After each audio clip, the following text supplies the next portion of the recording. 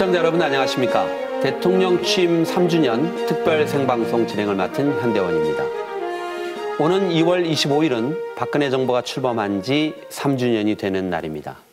이에 KTV에서는 오늘부터 사흘 동안 총 3부작으로 대통령 취임 3주년 특별 생방송을 마련했습니다.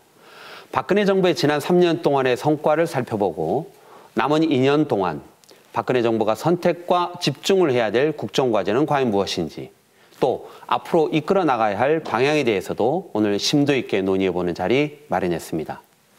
오늘 제1부 미래를 위한 변화에서는 경제혁신 3개년 계획의 성과와 구체화 방안, 그리고 4대 개혁과 정부 3.0 추진 실적 등을 살펴보겠습니다. 오늘 뜻깊은 자리에 함께해 주실 세 분 먼저 소개해 드리겠습니다. 한국개발연구원 KDI 김준경 원장 모셨습니다. 어서 오십시오. 최승로 자유경제원 부원장 함께 자리하셨고요. 네, 어서 오십시오. 안녕하십니까. 정부 3.0 추진위원회 위원장 맡고 계시죠? 송희준 이화여대 행정학과 교수 자리해 주셨습니다. 감사합니다. 안녕하십니까. 자, 본격적인 얘기를 좀 시작하기 전에 먼저 한번 총평을 들어보는 순서를 마련해 보겠습니다. 이 박근혜 정부가 4년 차에 접어들고 있는데 지난 3년간 어떻게 좀 평가가 가능한지 우리 김준경 원장님부터 총평 부탁드려 볼까요? 네. 어려운 그 대내외 여건 속에서도 정부가 국정에 중심을 잡고 올바른 방향으로 구조 개혁을 추진하고 있다는 점을 높게 평가해야 될 것 같습니다. 네. 글로벌 위기 이후 세계 경제의 장기 불황 속에서도 한국 경제는 수출과 성장 측면에서 상대적으로 선방을 해왔습니다. 특히 정부는 단기적인 경기 불황에 그치지 않고 우리의 체질 개선과 구조 개혁을 추진하기 위해서 국민들의 이해를 구하고 있습니다. 체질 개선이란 노동부문과 공공부문 등에서 기득권에 대한 과도한 이 보호를 타파함으로써 공정 경쟁을 이루어지게 하고 일한 만큼 보상받는 그러한 체제를 정착시키는 그러한 데 기여할 것으로 생각합니다. 네. 지난 3년간 그 체질 개선 또 구조 개혁, 사실 이 체질을 바꾸거나 구조를 변화시키는 것은 단기간에 성과가 나오는 영역은 아닌데 지금 올바른 방향성을 가지고 지금 진행을 하고 있다, 이런 말씀이시고요. 우리 최 부원장님께서는 지난 3년간 어떻게 좀 평가가 가능하신지 또. 네. 우리 경제가 상당히 어렵습니다. 그럼에도 불구하고 상당히 그 강도 높은 구조개혁의 방향을 제시했다는 점에서 상당히 의미 있었다, 이렇게 볼 수가 있는데요. 네. 무엇보다도 미래지향적 개혁 방향이었다. 그 어젠다 자체가 네. 어떻게 합리적으로 설정되었다라는 측면입니다. 왜 그러냐면 우리 경제가 지금까지 어떻게 보면 성장해왔던 성장 동력의 구조가 상당히 와해되고 있는 그런 시점에서 규제 방식도 전면적으로 개편을 해야겠다. 그러니까 네거티브 방식으로 규제 전반적인 개혁을 통해서 새로운 성장 동력이 나올 수 있는 구조를 만들겠다라는 개혁의 그 방향, 이런 혁신의 구조를 근본적으로 제안하는 그러한 시기였다, 이렇게 볼 수가 있습니다. 이런 것은 아무래도 우리 현 정부가 혁신과 도전이라는 그러한 중요한 포인트를 가지고서 국정을 이끌고 있고, 이런 것들이 이제 경제에서 새로운 성장 동력으로서 만들어지는 과정이 있기 때문에 그러한 그 구조 개혁을 하겠다라는 것은 상당히 큰 의미가 있었다, 이렇게 평가할 수가 있습니다. 네. 이 성장 동력이 와해되는 현 경제적 위기 상황에서 제대로 된 미래를 위한 방향 설정은 지금 올바르게 진행이 되고 있고, 고강도의 구조조정 방향도 역시 동의할 만하다, 이런 말씀이시고요. 마지막으로 우리 송희준 위원장님 어떻게 보고 계시나요? 저는 이제 평생 학생들을 지도하고 학점을 매겨오는 일이 평생 직업이 되어 왔었는데요. 네. 막상 박근혜 정부의 3년 성과에 대해서 평가를 해달라고 그러니까 참 그 쉽지는 않다고 생각을 합니다. 네.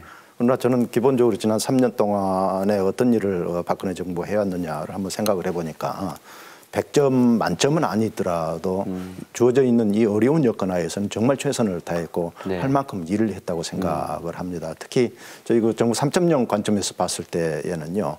지난 그 3년 중에서 2년 정도는 상당히 어려운 상황을 겪어왔습니다만 최근에는 가시적인 성과들이 나타나면서 네. 국민들의 그 인지도 그리고 지지도가 상당히 그 상승을 하고 있습니다. 한 34% 정도에서 거의 50% 수준으로 작년부터는 급상승을 하고 있어가지고 네. 아마 임기 말까지 되게 되면은 사회 부분에 이제 총체적 혁신이 필요한데 그거를 이제 선도하는 부분이 바로 정부 혁신이겠습니다만은 네. 뭐 저 거의 뭐 A 학점 가까이 가지 않겠느냐 이런 생각을 갖습니다. 전체적으로는 방향성이 맞고 또 해야 될 과제들이 굉장히 구체화돼 있어서 2년 동안도 상당히 기대되는 바가 크다고 생각을 합니다. 네. 이 3년 총평을 종합을 해보면 일단 굉장히 대내외적인 여건이 그 어느 때보다도 어렵다. 그 속에서 방향성이 제대로 지금 설정이 돼 있고 힘들지만 그런 노력들이 성과를 지금 내기 시작을 했다. 이런 측면에서는 세 분 다 같은 의견이신 것 같습니다. 이제 본격적인 얘기에 앞서서 우리 그 송희준 교수님께서 이제 학점으로 보면 뭐 A 이런 말씀도 하셨는데 우리 김준경 원장님 그래도 3년 동안 이거는 가장 큰 성과가 아니겠느냐. 오늘 뭐 예, 좋은 칭찬부터 한번 덕담부터 시작을 해보신다면 어떨까요? 네. 네, 그 공공 부문에서 가장 가시적인 개혁을 냈다고 생각을 합니다. 이 공기업의 이제 방만한 경영을 네. 합리화해서 이제 급증하던 이 공기업 부채를 축소시키는 데 성공을 했고요. 그리고 전 공공기관에 대해서 임금 피크제를 성공적으로 도입을 했다라고 네. 볼 수 있겠고요. 특히 무엇보다도 정치적으로 민감한 이 공무원 연금을 이 지속 가능한 방향으로 개혁함으로써 정부 스스로 구조개혁을 선도하는 그런 솔선수범하는 그러한 모습을 보여줬다는 것이 아주 중요하다고 생각을 합니다. 네. 이러한 그 전방위적인 그 공공부문 개혁에 대해서도 우리 국민들은 높은 평가를 내고 있습니다. 저희 KDI가 경제 전문가와 일반 국민에게 설문조사를 이제 실시했는데요. 이 여러 정책 중에서 공공부문 개혁 정책이 가장 높은 평가를 받은 것으로 나타났습니다. 사실 공공부문 개혁하면은 국민 여러분께서는 참 쉽다, 쉬울 수 있는 분야다라고 하지만 역대 정부를 보면 공공섹터야말로 정부의 가장 친위부대처럼 쉽게 손을 또 안 댔던 분야이기도 한데 이번에 이제 공공 부분에서 가장 큰 성과가 나왔다고 평가를 하시는 거고 우리 최승록 부원장님께서는 딱 하나를 찝으신다면 어떤 게 가장 큰 성과라고 보시는지요? 아무래도 박근혜 정부는 이 창조 경제를 실천하겠다는 강한 의지를 가지고 있었습니다. 그래서 이 창조 경제 혁신센터를 전국 그 도시 지역별로 18개를 만들어서 실제로 그것이 벌써 가동 중에 있다는 네. 점입니다. 그래서 그 장점은 이제 분명하게 대기업과 1대1로 그 어떻게 보면 연결을 해서 그 사업 자체가 타당하고 실질적으로 성과를 낼 수 있는 구조를 만들었다는 것입니다. 그래서 이 창조경제혁신센터가 이제 가동을 하고 있기 때문에 그 성과가 상당히 뚜렷한데요. 500개 이상의 중소기업, 혁신 기업들이 나왔을 뿐만 아니라 1,000억 원 이상의 투자 효과를 또 발휘를 하고 있습니다. 이렇게 창조 경제가 그 어떻게 보면 바닥에서부터 뿌리를 갖고 혁신하는 그러한 그 기업들이 나올 수 있는 구조를 만들었다는 점, 이것도 상당히 칭찬받을 포인트다 이렇게 말씀을 드릴 수가 있습니다. 네. 무엇보다도 이제 기존의 경제 성장 동력들이 와야 되는 와중에 창조 경제를 통해서 경제 활성화의 인프라, 이 초석이 다져졌다. 이게 이제 가장 큰 공이 아니냐 이런 말씀이시고요. 우리 이제 송희준 교수님께서는 지금 굉장히 중요한 또 정부 3.0 추진위원장을 맡고 계신데 우리 김준경 원장님 말씀하신 이 공공개혁 못지않게 또 어려운 게 사실 정부 스스로가 바뀌는 거 아니겠어요? 예, 어떻게 보고 계신지요? 예. 그 정부 3.0은 사실 뭐 쉬운 개념은 아닙니다. 그러나 이제 박근혜 대통령께서 2012년 7월에 대통령 후보가 되시면서 최초로 국민들한테 약속을 한 바가 정부 혁신을 정부 3.0 차원에서 추진하겠다는 약속을 하셨고요. 그다음에 집권을 하신 다음에 이제 대통령직 인수위원회의 백서에 이제 관련되는 내용들이 쭉 정리가 됐는데 한 장의 그림으로 나와 있는 부분이 있습니다. 그 그림을 보시면 맨 밑단에 개방과 공유와 협업을 통해서 정부 3.0을 구축을 하겠다. 이걸 통해서 신뢰 정부를 바탕으로 해서 국민 행복 국가를 열어가겠다. 그런 말씀을 하셨기 때문에 네. 정부 3.0은 박근혜 대통령님의 핵심적인 국정 의제라고 할 수가 있고 저도 그 뜻을 이어받아가지고 개방과 공유와 협업을 바탕으로 하는 각종 과제들을 발굴해가지고 적극적으로 지금 추진을 하고 있습니다. 네. 정부 스스로가 일하는 방식을 바꿔가는 것, 이것도 역시 또 꼽을 수 있는 좋은 성과다, 이렇게 말씀을 주셨는데요. 우리 원장님, 이 본격적인 얘기를 하기 전에 요즘 정말 경제 여건이 그 어느 때보다도 어렵다는 생각이 듭니다. 현재 경제 상황 어떻게 보고 계신지요? 네, 지금 말씀하신 대로 정말 대외 여건이 정말로 어렵습니다. 미국의 금리 인상은 완만하게 진행될 것으로 예상되기 때문에 상대적으로 부담이 적습니다. 반면에 중국 경제 침체는 우리 경제에 큰 부담으로 작용할 것입니다. 이 중국의 그 과잉 투자에도 불구하고 체제 문제로 인해서 이 구조조정 과정의 그 어떤 성공 여부가 대단히 불확실한 상황입니다. 그렇죠. 통제 경제에서 시장 경제로 전환하는 그 과정이 이제 불확실하기 때문에 상당히 좀 어려움에 지금 처해 있습니다. 이와 같이 어려운 외부 여건은 우리가 변화시킬 수가 없어서 우리가 통제할 수가 없는 그렇죠. 그런 상황입니다. 그래서 이런 때일수록 우리 내부의 비효율을 제거하고 체질을 개선하는 구조 개혁에 박차를 가야 된다고 생각을 합니다. 네. 그 결국 어려운 상황 속에서 우리 스스로가 혁신의 노력을 하지 않으면 결국 미래가 없다, 이런 말씀이시잖아요. 네. 네. 자, 우리 최승로 부원장님, 결국 이제 4대 개혁을 우리가 안 할 수가 없는 그 이제 논리적 근거도 그렇고 주변적 상황도 그리 가고 있지 않는가, 이런 생각이 됩니다. 왜 지금 시점에서 우리가 4대 개혁에 사실 목을 매야 되는지 다시 한번 좀 정리를 해 주시죠. 네, 그렇습니다. 사실 그 경제 위기가 전 세계적으로 지금 확산되고 있고 그 불확실성이 상당히 높습니다. 언제 세계적인 위기가 다시 올지 모르는 그런 상황인데 우리 내부 구조를 들여다보면 그러한 그 불확실성을 견뎌낼 만큼의 그러한 그 체질을 가지고 있느냐 하는 점에서는 상당히 어떻게 보면 회의적인 면이 있습니다. 네. 특히 그 기업 분야에서는 상당한 지금 경쟁력이 떨어지면서 수익성이 악화되고 있고요. 또 공공 분야에서도 사실 그 여유 여력이 상당히 그 고갈되고 있는 그런 상태입니다. 그래서 우리 경제 구조를 근본적으로 개혁해내지 않는다면 혹시라도 있을 세계적인 경제 위기를 넘어가는 데는 상당한 애로 요인이 산적해 있다, 이렇게 볼 수가 있는데요. 그런 면에서 구조 개혁의 노력은 상당히 선제적으로 이루어져야 된다. 왜냐하면 경제 위기가 온 다음에 위기 극복을 하려면은 우리가 외환위기 상황에서도 봤듯이 상당히 큰 피해가 발생할 수가 있습니다. 네. 그렇기 때문에 우리 경제 체질이 약화된 분야에 있어서는 선제적으로 사업 개편이라든가 구조조정을 함으로 인해서 그러한 그 경제 위기가 오더라도 우리 경제가 침체에 빠지지 않고 경쟁력을 유지하면서도 그 위기를 기회로 극복할 수 있는 좋은 기회로 만들 수가 있다. 이런 면에서 현재 그 구조개혁은 어떻게 보면 세계적으로 발생 가능한 위기를 우리가 극복해 나가기 위한 어떻게 보면 선제적인 사업 개편 및 구조개혁이다, 이렇게 말씀을 드릴 수가 있고요. 네. 이 분야에서는 뭐 관, 민, 뭐 모든 주체가 예외일 수는 없지 않나라는 생각을 하고 있습니다. 네. 지금 뭐 적지 않은 경제학자들이 정말 그 리세션이라고 그러죠. 엄청난 그 경제적 그 위기가 다시 올 수도 있다, 뭐 이런 걱정도 하시고, 또 현실적으로 놓고 봐도 실질적인 경제적 그 위기 상황들이 체감이 돼요. 이제 그런 속에서 이제 공공, 노동, 금융, 교육, 이 4대 개혁이 결국 아까 지금 최 부원장님께서 말씀하신 대로 우리가 선제적으로 그래도 뭔가 대응하려는 노력을 해야 되는 분야가 아닌가, 이런 말씀이신데, 이 4대 개혁의 주요 내용을 좀 간략히 정리를 좀 해 주시죠. 네, 그렇습니다.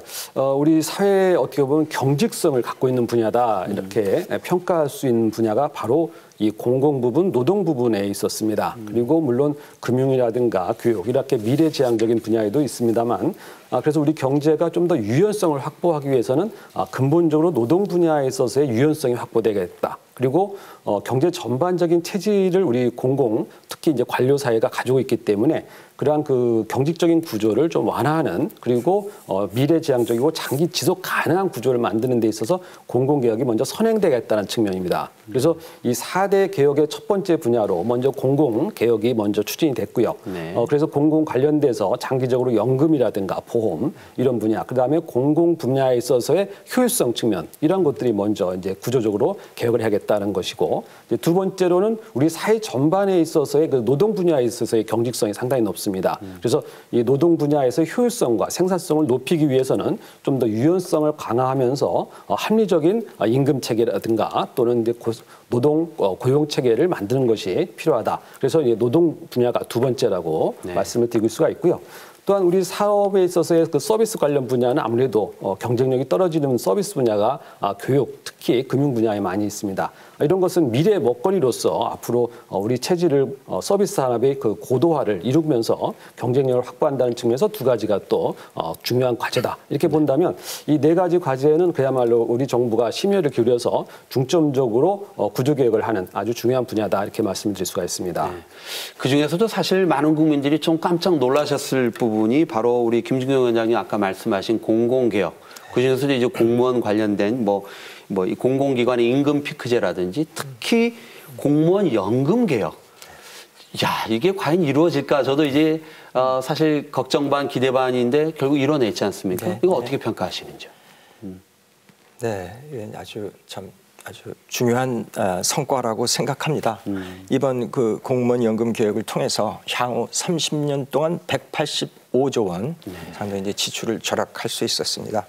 이러한 성과는 재직 공무원과 퇴직 공무원들이 모두 다 고통을 이제 분담한 결과라고 생각을 합니다.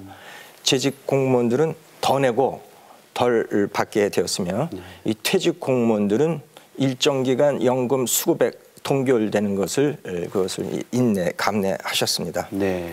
또한 그 개혁 과정의 투명성도 높게 평가될 수 있겠습니다. 대통령께서 먼저 개혁의 필요성을 제기하면서 논의가 공론화되었고 또 그 논의가 국회 특위를 통해서 진전이 됐습니다. 이러한 투명성은 앞으로의 추가적인 연금 개혁에 있어서도 그 논의에 있어서도 그 중요한 벤치마크가 될 것이라고 생각합니다. 네.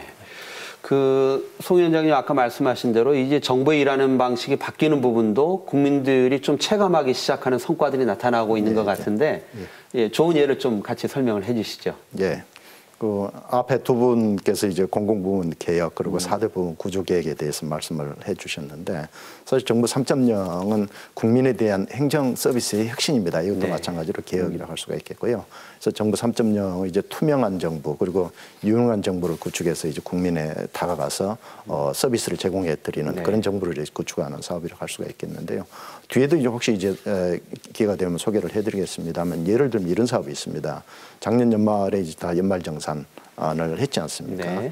저희들이 이제 그 국세청하고 협의를 해가지고 과거하고 달리 이번에 연말정산을 하는 방법을 아주 대폭적으로 혁신을 했습니다. 10월이 되면은 절세 요령을 미리서 알려드려가지고 11월, 12월 최대한 포트폴리오를 해가지고 세금을 아끼도록 하고 다음에 1월이 되면은 미리서 국세청이 정보를 채워줘 지금 납세자 지금 현재 한 1,600만으로 추정이 되는데요.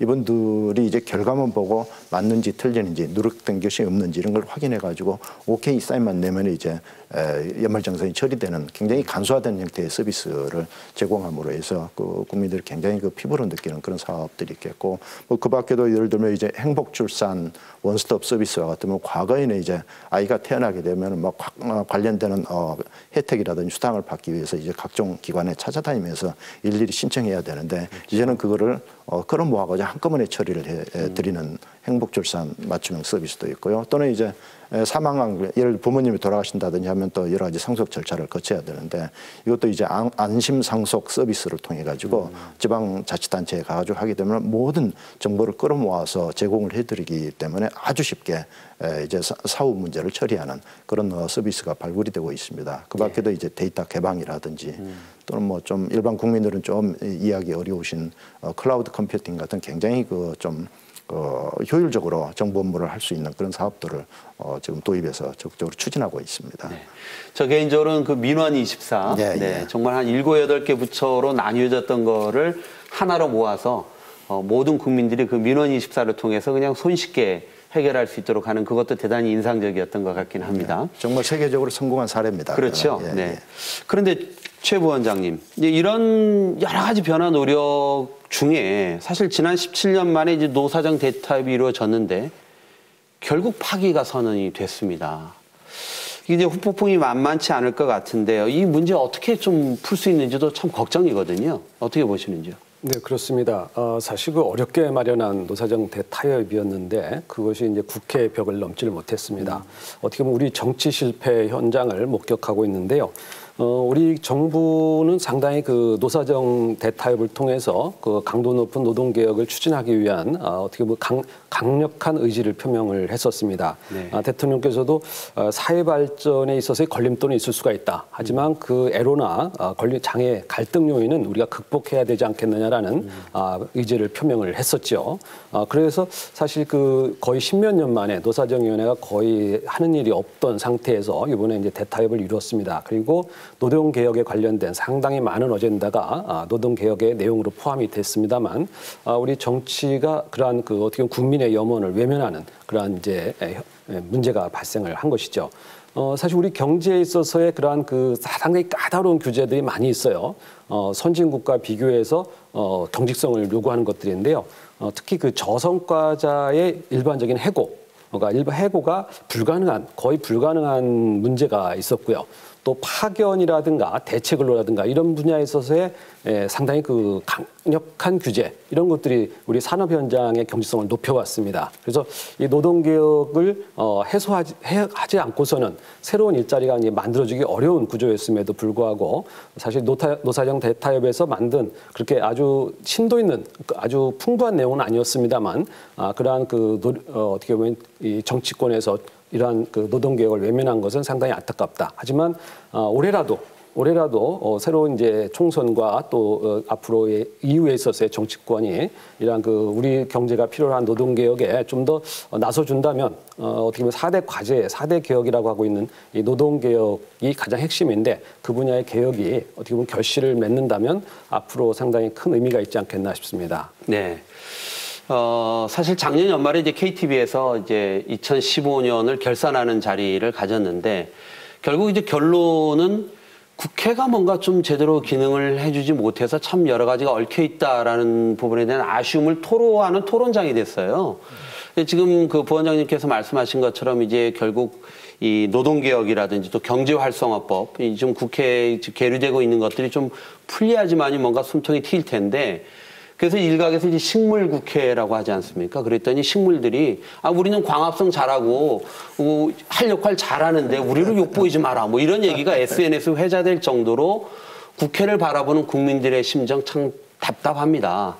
자, 이 노동개혁법도 경제활성화법들이 이제 풀렸을 때 과연 일자리 창출이라든지 우리나라 이제 경제가 되살아나는데 어떻게 기여를 한다고 예상을 하시는지 그 말씀을 듣고 또 논의를 계속 그렇습니다. 사실 그 세계적으로 봤을 때 선진국들이 함정에 빠지는 데가 많아요. 그래서 유럽이라든가 독일, 스웨덴 이런 나라들 또 미국에서도 그런 일이 있었는데 그런 그 경제가 가라앉는 선진국들이 다시 노동개혁을 통해서 다시 일자리를 창출하는 그런 경험이 있었습니다. 그래서 독일에서 노동개혁이 있었고요. 그래서 이러한 그 개혁들, 일본에서도 개혁이 상당 부분이 진전이 되고 있는데요.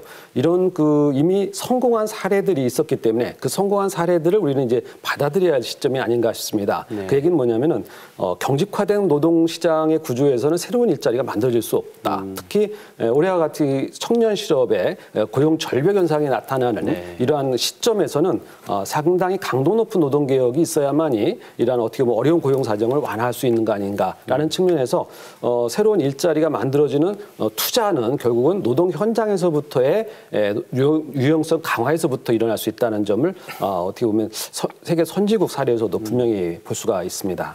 대학에서 있다 보면 우리 송 교수님도 그런 거 요즘 느끼시는지 모르겠습니다만은 20, 30년 전에는 대학생들은 노조에 대한 아주 절대적인 지지층이었잖아요. 요즘은 굉장히 시각이 다릅니다. 이 귀족 노조에 대해서는 정말 이 일자리 절벽 그 정말 참담하거든요. 젊은 친구들이 그 일자리에 대한 열망이나 현실은 예, 그런 측면에서 우리가 좀 반성하고 새로운 길을 찾아 나가기 위해서 같이 인내하고 좀 지혜를 모아야 되지 않을까 이런 생각을 해봅니다. 그런 측면에서 놓고 보면 또 이 개혁의 걸림돌 중에 반발이 심한 것 중에 하나가 또 교육 분야입니다. 우리 김준경 원장님 정말 뭐 100년 되게 하면 교육 얘기하는데 좀 풀어야 되는 여러 가지 문제들도 있고요. 그나마 조금 또 다행스럽게 또 성과들도 나오는 것도 있지 않습니까? 같이 정리해서 좀 말씀을 부탁드리겠습니다. 네. 그 미래의 주역이 될 청소년들의 이제 역량을 높이는 것이 뭐 대단히 중요하다고 생각합니다. 특히 기업가 정신과 올바른 인성을 길러내는 것이 우리 교육의 최우선 과제라고 생각을 합니다. 네. 그럼에도 불구하고 우리 아이들은 주입식 교육에 갇혀 있습니다. 우리처럼 교육열이 높은 싱가포르와 홍콩에서도 주입식 교육이 국제 경쟁력을 저한다라고 이제 인식을 해가지고서 이 자율적인 그러한 그 어떤 그 이 수업 방식을 이제 도입을 해서 어릴 때부터 창의, 인성, 긍정적 마인드셋을 중시하는 교육 계획을 추진하고 있습니다. 네.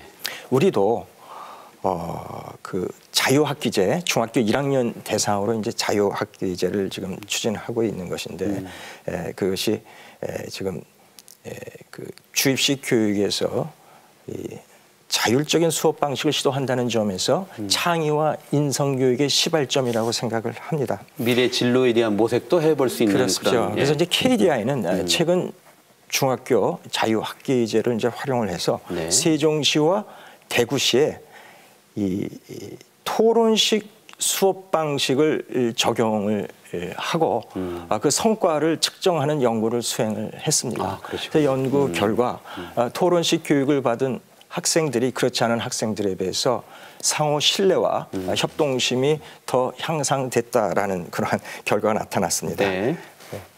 그 이제 그 토론식의 어떤 창의적인 교육도 말씀하셨습니다만은 뭐 성과 중에 사실은 초중고에 이 컴퓨터 코딩 교육을 도입을 한다든지 대학의 이제 인문사회계 학생들을 대상으로 한 이 소프트웨어의 이 소위 양손잡이 교육을 하는 이런 부분들은 또 좋은 변화라고 볼 수 있는데 결국 이제 청년 실업 문제를 해결하는 데 있어서도 교육이 바뀌어야 되는 이 근본적인 문제점을 우린 얘기할 수밖에 없지 않습니까? 최 부원장님 어떻게 보시는지요? 그렇습니다.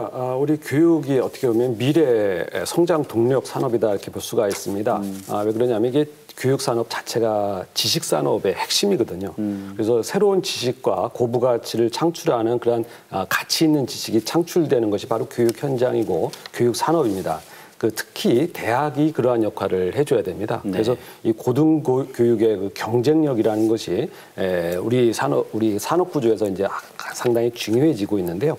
그런 면에서 우리 대학이 이제는 구조적 개혁을 외면해서는 안 되겠다는 생각을 하고 있습니다. 그래서 정부에서도 앞으로 이 고등교육, 대학의 구조조정에 적극적으로 나설 전망이라고 보여지는데 대학들은 어떻게 보면 정부의 지원 내지는 교육부의 지원에만 의존하는 형태의 개혁에서 벗어나서 스스로 세계 경제에서 어떻게 보면 경쟁력을 확보한 대학 그리고 세계 경제에서 필요한 부가치를 창출하는 대학으로 어떻게 보면 스스로 탈바꿈하는 노력을 대학 스스로 보여야 될 때가 아닌가 싶습니다.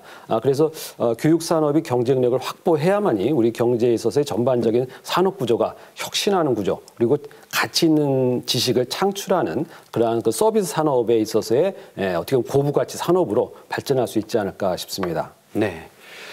자, 이제 금융개혁 쪽으로 얘기를 좀 옮겨가 볼 텐데요. 사실 이제 작년 연말에 인터넷 전문은행도 도입이 됐고, 또 핀테크에 대한 부분도 조금씩 탄력을 받으면서 이제 금융 쪽도 뭔가 이 개혁의 실마리가 풀리는 것이 아닌가 이런 좀 기대를 갖게 합니다. 우리 김준경 원장님, 지금까지 금융개혁의 어떤 좀 과정을 좀 정리도 해 주시고요. 앞으로 이제 이런 것들이 발전하기 위해서는 또 어떤 노력이 같이 기울여져야 된다고 보시는지요? 네. 작년에 이제 금융위원회는 금융규제를 대폭 이제 완화해서 금융기관 간 경쟁을 이제 촉진하고 금융 서비스의 질을 올리는 데 기여를 했습니다.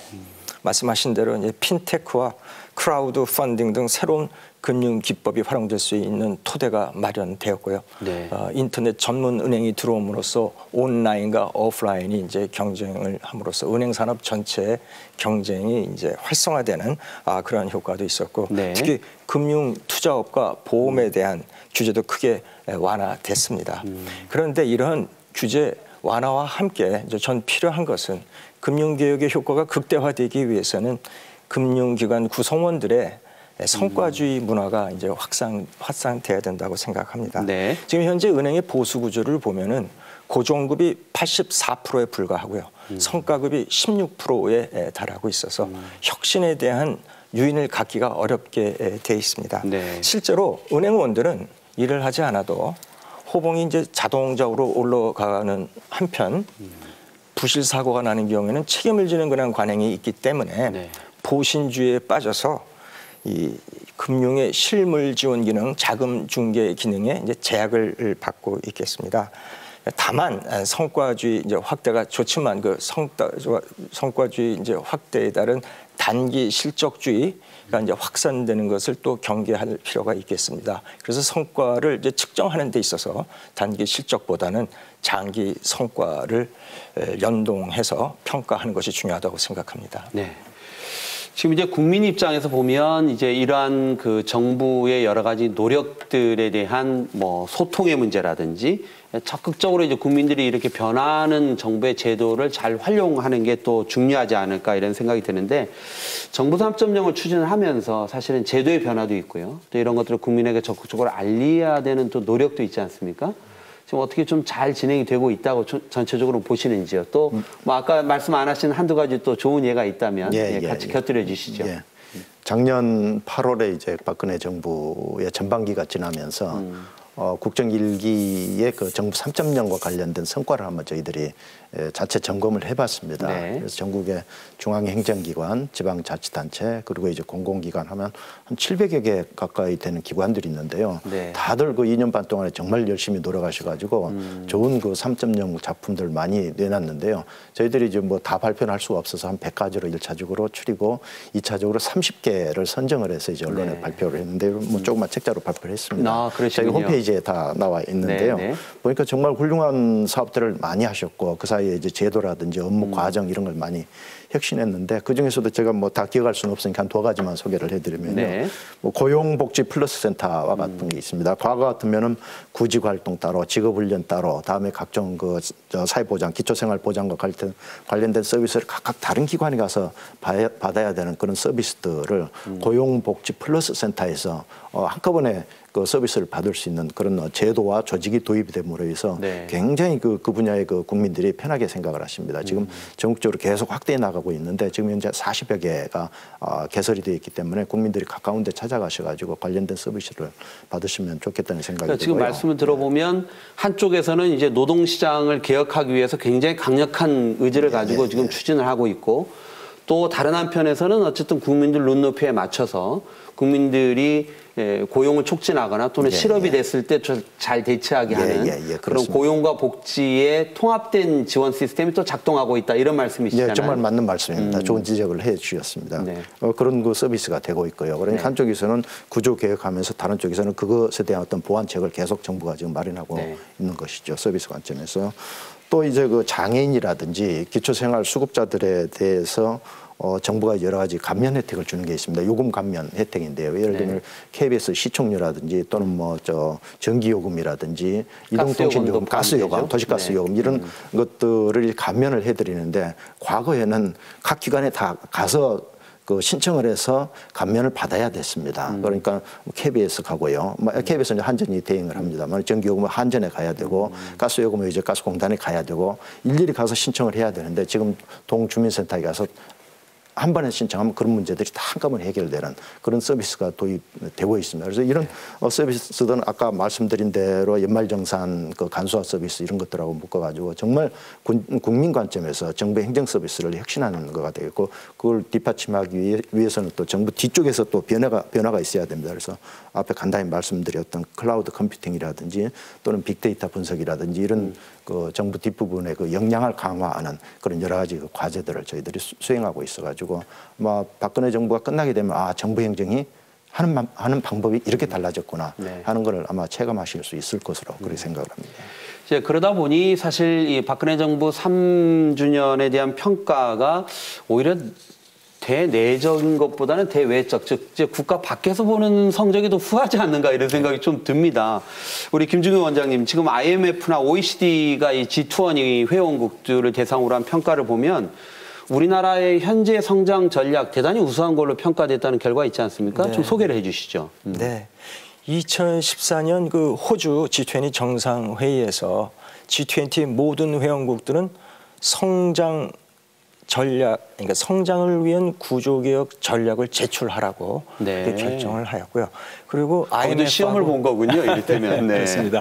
IMF와 이제 OECD가 각 회원국의 성장 전략을 이제 평가하는 것으로 네. 그렇게 됐습니다. 그래서 평가해 본 결과 2014년에는 한국이 1등을 했습니다. 네. 그리고 2015년에는 2등을 했고요. 네. 이렇게 이제 한국이 이제 높게 평가를 받은 것은 한국 정부가 경제혁신 3개년 계획을 종합적으로 체계적으로 추진해온 것이 평가가 됐고요. 네. 또한 그 성과를 지속적으로 정부가 점검했다는 점도 중요했던 것 같습니다. 네. 우리 송희준 위원장님, 이 블룸버그 통신에서 또 우리나라를 3년 연속 가장 혁신적인 나라로 또 선정을 했어요. 그 안에는 역시 이제 좀 정부가 변화하려고 하는 노력, 이런 부분에 대한 좋은 평가도 같이 포함되어 있지 않는가 생각이 드는데 이 소식도 한번 같이 전해 주시죠. 네, 저도 사실 3년 내내 1등할 줄은 몰랐습니다. 네. 블룸버그의 그 혁신 역량 평가는 굉장히 중요한 평가거든요. 그렇죠. 네. 국내에 많은 평가들이 있습니다만 특히 이제 혁신 역량은 혁신 역량을 통해서 이제 국가 경쟁력을 강화하고 그걸 통해서 결국 이제 경제 성장을 견인하는 건데. 거기서 우리가 쭉 1등을 했고 특히 이번의 경우는 제조 부가가치, 고등교육 효율성 이 부분에서 세계 1위를 한 것 같고요. 네. 연구개발 지출 뭐 이건 우리가 잘하고 있었던 걸로 압니다만 첨단 기술 집중도, 특허 등록 활동 여기에서 2등을 함으로 해서 종합적으로 1등을 한 것 같습니다. 그런 만큼 우리가 정부가 중심이 돼서 기업, 대학 연구기관, 소위 이제 산학연 협동 네트워크라고 하지 않습니까? 이 체계가 잘 구축이 되고 있고 잘 작동을 하고 있고 또 지금 현재 정부가 추진하고 있는 정부 혁신이라든지 공공부문 혁신, 노동시장 혁신, 또 교육 부문의 혁신 이런 것들이 다 함께 돌아가면서 그 혁신 역량에서 세계 최고 수준으로 평가받았지 않느냐 하는 생각이 들어서 굉장히 의미가 크다고 저는 생각을 합니다. 네. 자, 그런 와중에도 사실 이제 그 세계 경제 상황이 좋지 않고요. 또 그 여파 저희 우리 대한민국도 그 여파 속에 충분히 이제 위치되다 보니 국민들이 체감은 그럼에도 불구하고 왜 이렇게 잘 나아지지 않는가 이런 좀 아쉬움이 분명히 있지만 분명한 것은 우리 경제가 굉장히 건실해지고 있다. 체질도 강화되고 있다라는 또 반증이 건국 이래로 우리나라 신용 등급이 최고입니다. 우리 최승로 부원장님, 이 소식도 좀 같이 전해 주시죠. 그렇습니다. 우리나라의 신용 등급이 역대 최고 수준까지 올랐는데요. 세계 3대 신용평가사가 있습니다. 무디스, S&P, 피치사 이렇게 세 곳이 있는데 그동안은 우리가 AA, AA- 수준이었다면은 지금 이번에 무디스에서 AA 수준으로 한 단계 더 올렸습니다. 이것은 AA 수준은 그 프랑스와 같은 이제 수준인데요. 네. 비교되는 것은 사실 일본입니다. 일본보다 세계 평가사 모두 우리가 일본보다 신용 등급이 높게 나타나고 있습니다. 이런 것은 아무래도 우리 경제의 펀더멘탈이 상당히 뛰어나다, 우수하다라는 것을 보여주고 있고요. 아직은 우리 경제 구조가 상당히 어느 정도 건실함을 유지하고 있다는 것입니다. 또 한 가지 최근 작년도 우리 수출 실적을 본다면 세계 6대 수출 강국으로 오르지 않았습니까? 한 단계 또 다시 올라갔는데요. 이런 부분들이 우리 경제 평가를 상당히 높이고 있다 이렇게 볼 수가 있고요. 이런 것은 아무래도 최근에 그 북한 리스크가 계속 발생을 하고 있음에도 불구하고 신용 등급이 흔들리지 않을 정도로 우리 경제 규모는 어느 정도 탄탄하다. 특히 최근 외환 관련된 분야에서 국제 금융시장이 요동치고 있고 또 실질적으로 환율 전쟁이라고 불릴 정도로 환율이 상당히 리스크한 상태를 유지하고 있습니다. 그런 면에서 우리 신용 등급이 상당히 높은 수준을 유지하고 있다는 것은 앞으로 이 금융시장의 불안정성을 어떻게 보면 우리가 극복해 나가는 데 상당히 중요한 어떻게 보면 우리 경쟁력이다라고 평가를 할 수가 있습니다. 그래서 우리 경제가 역대 최고 수준의 신용 등급을 가지고 있다는 것, 이 점은 앞으로 구조 개혁을 하면서도 계속해서 좀 더 개선해야 되고 또 우리 경제의 장기적인 비전을 갖는데 상당히 의미 있는 점이다 이렇게 말씀을 드릴 수가 있습니다. 네. 자, 이제 한 3년에 대한 총체적인 평가와 또 4대 개혁에 대한 얘기도 쭉 나눠봤는데요. 이제 남은 2년 동안 우리가 뭘 어느 쪽으로 좀 선택과 집중을 해야 되는지 또 방향성을 어떻게 또 설정을 해서 밀고 나가야 되는지에 대해 얘기를 좀 나눌 시간이 됐습니다. 우리 김준경 원장님, 앞으로 이 경제개혁 이 3개년 계획이 좀 결실을 맺고 이 남은 2년 동안 뭔가 좀 국민들이 체감할 수 있는 많은 좋은 결과들이 더 나왔으면 좋겠다는 좀 바람이 있습니다. 뭘 어떻게 해야 될까요? 네, 새로운 정책을 시도하는 것보다는 기존에 수립된 정책을 이제 집행, 시행하는 것이 이제 중요합니다. 이를 위해서 이제 현장 점검을 강화하는 것이 이제 바람직하다고 봅니다. 개별 정책의 성과 지표를 이용해서 지금까지의 성과를 철저히 점검하고 미진한 부분을 개선해 나가는 이런 것이 중요합니다. 한국이 과거 개발연대에 60년대, 70년대에 고도 성장을 이룩할 수 있었던 비결은 정책 계획 수립이 5%, 그리고 집행이 95%의 비중이라 할 정도로 집행을 중시했던 점입니다. 네. 연간 수출액이라는 그러한 목표치를 설정을 해서 수출 실적을 매달 점검, 지역별, 품목별로 점검해서 정책 목표를 달성해 나갔던 것을 오늘날 다시 상기할 필요가 있다고 생각합니다. 네. 자, 기존의 정책의 방향을 유지하면서 이제 잘 관리를 하는 것도 중요하지만 우리 최승로 부원장님, 그래도 우리가 지금 추진하고 있는 이 4대 구조 개혁 마무리를 해야 되지 않겠냐라는 좀 절실함이 있습니다. 어떻게 보시는지요? 네, 그렇습니다. 사실 그 4대 개혁에 있어서 실천이 가장 중요한데요. 그 분야에 대해서는 아마도 우리 정부가 상당히 강력한 의지를 가지고 있지 않았나 싶습니다. 다만 문제가 되는 것은 그만큼의 그 의지가 현장 부서에서 실천되지 않고 있다는 점입니다.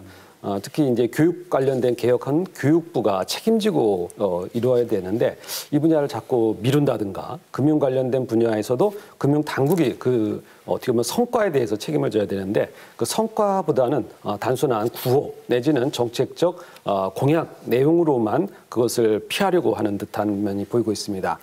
예를 든다면 농업 분야에서도 그렇습니다. 농업 분야에서도 분명히 우리가 수출이라는 실적을 갖고 있습니다. 그렇다면 농업 관련된 분야에서의 수출이 얼마나 늘어나고 있는지 이 분야도 우리가 분명히 파악할 수가 있는 분야이거든요. 그렇다면 각 부서별로 그다음에 관련 내용에 있어서의 그런 부처별로 그 경쟁력이 뭔지 그다음에 성과가 뭔지를 분명히 하고 그 관련된 내용이 개혁을 통해서 이 정도의 성과를 이뤘다라는 것을 분명히 제시할 수 있도록 부처에서의 그러한 실천력을 강화하는 노력, 이런 것들이 바로 4대 개혁을 완수하는, 그리고 4대 개혁이 현장에서 실질적으로 이루어지는 것을 성과로 우리가 눈으로 확인하는 작업, 이런 것들이 필요하지 않나 싶습니다. 네.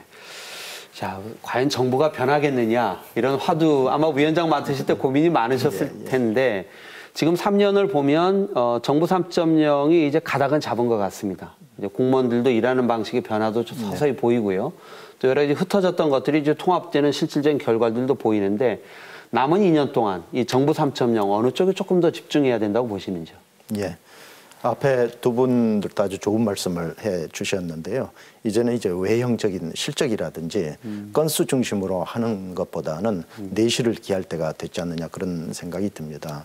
내실을 기한다는 것은 결국 이제 국민의 눈높이에 맞춰가지고 필요한 것, 필요하지 않는 것, 빠진 부분, 또 다음에 중복된 부분, 이것들을 하나하나 찾아내가지고 잘 정리하는 게 필요하다는 그런 말씀입니다. 특히 이제 정부 3.0 관점에서 봤을 때는 사실은 사소한 아이디어가 이제 정부의 큰 변화를 가져올 수 있는 그런 과제들도 많이 있습니다만 그런 것들이 지금 아직 발굴되지 않은 그런 측면들이 있고, 특히 이제 중요한 거는 정부가 이제 많은 노력을 기울여 가지고 3.0 혁신 과제들을 발굴을 해서 시행을 하더라도 일반 국민들이 모르는 경우가 많습니다. 네. 왜냐하면 우리 대한민국 국민은 5천만 명이고요. 행정 서비스는 수만 가지입니다. 3만 가지가 넘는 서비스이기 때문에 아무리 혁신적인 서비스가 나오더라도 해당되는 국민 빼놓고는 모르거든요. 그래서 국민들이 피부에 느낄 수 있도록 적절한 그 내용으로 잘 소개해드리는 그런 작업도 굉장히 중요하고 이런 게 이제 변화 관리라든지 성과 관리에서 굉장히 중요한 요체라고 할 수가 있기 때문에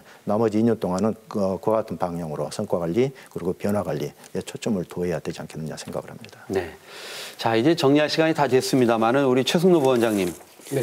3년이라는 게 어떻게 보면 굉장히 긴 시간일 수도 있지만 이 정부의 입장에서 정말 우리가 지금까지 해왔던 고질적인 병폐를 제거하고 체질 개선하고 구조개혁하기에 3년은 또 어떻게 보면 긴 시간이 아닐 수도 있습니다. 지난 3년을 보시면서 그래도 이건 정말 너무 아쉽다라고 생각하시는 건 무엇이고 또 그걸 어떻게 돌파할 수 있다는지 마지막 말씀으로 듣겠습니다. 네. 정치는 리더십이 중요합니다. 그래서 지난 3년간을 되돌아보면 어느 정도의 그 분명한 방향성은 제시됐습니다만 리더십을 통해서 현장에서 그러한 방향성이 실천되는 것은 어느 정도 한계가 있었습니다. 그래서 현 정부는 상당히 그 정치력이 강한 정부입니다. 그렇기 때문에 그 정치력을 강력한 리더십에 접목을 시킨다면 현장에서 특히 그 정부 부처 현장에서 그리고 국민을 설득해서 우리 경제 현장에서 그러한 내용들이 관철될 수 있도록 하는 그러한 현장 리더십, 실천 리더십이 좀 더 강화될 필요가 있다라는 말씀을 드리겠습니다. 네. 우리 송 위원장님, 이제 오늘 쭉 그 경제개혁 3개년 계획 그리고 이제 4대 개혁 이런 거에 대한 충분한 좀 말씀을 이렇게 두루 나눴는데 위원장님 보시기에 그래도 이 선택과 집중을 한다면 남은 2년 동안 이쪽으로 조금 역량을 모았으면 좋겠다라는 바람이 있으시면. 예.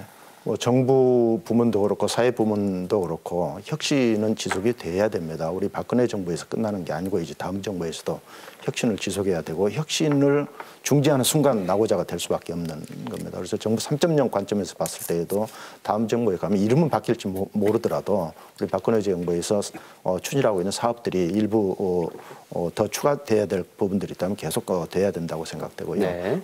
지금 그 남은 2년 동안 해야 될 일은 역시 정부가 현대 사회에서 일을 할 수 있는 부분은 아주 제한되어 있습니다. 특히 중앙 부처의 특정 부처가 해결할 수 있는 하나도 없고요. 그다음에 중앙정부 전체적으로 해결할 수 있는 일도 없습니다. 그런다고 해서 시장이 맡겨놔가지고 민간인한테 하라고 해서 또 해결될 수 있는 일 없습니다. 그래서 결국은 범부처적으로 그리고 범사회적으로 문제를 해결하는 민관 협치의 방향으로 갈 수밖에 없겠고요.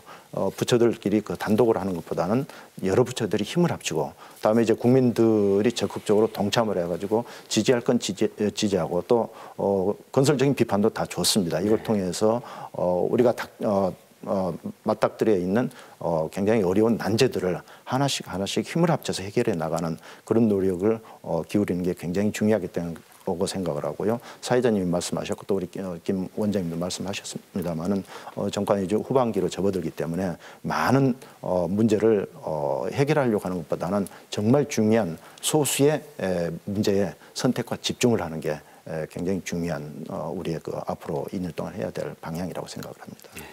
이 국민과 함께하는 혁신 변화 이게 굉장히 중요한 화두를 주셨는데 우리 김준경 원장님 결국 변화와 혁신은 국민과 함께할 때 성공적으로 이루어지지 않는가. 네, 오늘 마지막 지혜 말씀으로 듣겠습니다. 네. 지금 우리의 최대 당면 과제는 일한 만큼 보상받는 시장 경제 원리가 이제 작동하도록 하는 것입니다. 노동 시장에서 이제 사람들이 가장 견디기 힘든 것은 같은 일을 하면서도 차별적인 그런 대우를 받는다는. 게다가 이제 청년들은 노력해도 안 된다라는 그런 좌절감에 빠져 있습니다. 이 박근혜 정부의 구조개혁의 핵심은 바로 이 문제를 전 시정한다는 것이라고 생각을 하고요. 이를 통해 우리 사회가 일한 만큼 보상받는 역동적인 사회로 나가야 합니다. 문제는 이제 개혁을 실천함에 있어서 국민의 공감대를 얻는 것이 중요합니다. 이를 위해서는 많은 소통의 노력이 추가되어야 하며 개혁의 결실이 국민이 체감할 수 있도록 하는 것이 중요하다고 생각합니다. 네. 오늘 이제 박근혜 정부 4년 차를 맞아서 이제 경제개혁 3개년 계획을 전체적으로 살펴보고 또 4대 구조개혁에 대한 얘기도 나눠봤는데 오늘 세 분 귀한 말씀 대단히 감사합니다. 네. 박근혜 정부 4년 차인 올해 이 경제혁신 3개년 계획을 성공적으로 마무리하고 4대 구조개혁을 완수해서 미래성장의 튼튼한 기반을 마련할 수 있으면 좋겠다라는 바람을 가져봅니다. 대통령 취임 3주년 특별 생방송 제1부 미래를 위한 변화 여기서 마치겠습니다. 내일은 제2부 미래를 위한 도전이 방송됩니다. 많은 시청 바랍니다. 저는 내일 이 시간에 다시 여러분 찾아뵙겠습니다. 시청해주신 여러분 대단히 감사합니다.